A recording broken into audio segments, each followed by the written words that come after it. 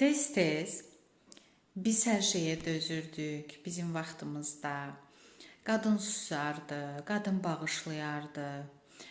Kişi nə eləyirdisə düz idi. Biz döyülmüşük də, söyülmüşük də, hətta yoldaşımız da xəyanət eləyib, amma biz arvad olmaq üçün susmuşuq, ailəmizi qoruyub saxlamışıq.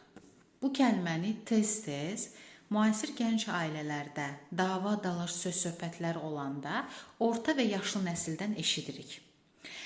Məqsədim, baxın, nəyisə təbliğ etmək deyil, nəyisə pisləmək deyil.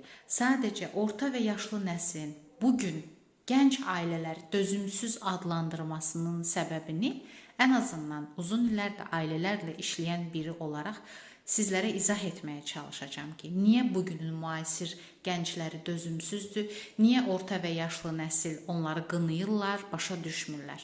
Məsələ bilirsiniz nədir? Orta və yaşlı nəsil. Sizin o qürurla dediyiniz şey var, biz dözmüşük, biz ailəmizi qoruyub saxlamaq üçün, arvad olmaq üçün, biz hər şeyə səbir göstərmişik, bağışlamışıq, keçmişik ki, ailəmiz dağılmasın. Bax, o ailədə böyüyən uşaqlar ki var, bugün mən onlarla işləyirəm. Bax, o ailədə böyüyən qızlar, qız uşaqları o qədər dərin yaralar alıblar ki, bu şeylərdən. İnanın ki, əksəriyyəti bugün dözümsüz olmağının səbəbi mən anam kimi olmayacam düşüncəsidir.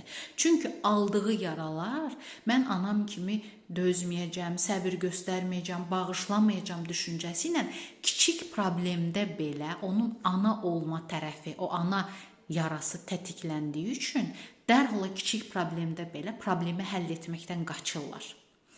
Əksinə, o ailələrdə böyüyən oğlan uşaqları ki var, daha çox atalarını həmişə görüblər ki, ata gəzib, kefində olubdur. İndi bütün ailələrə şamil etmirəm, pis anlamayın bu sözümü.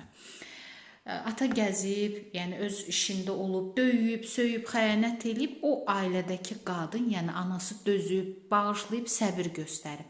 Bax, o ailədə böyüyən oğlan uşaqları, bugünün kişiləri isə qarşısında o cür qadınlar görmək istəyirlər. Ki, nə etsələr də dözsün, səbir göstərsin.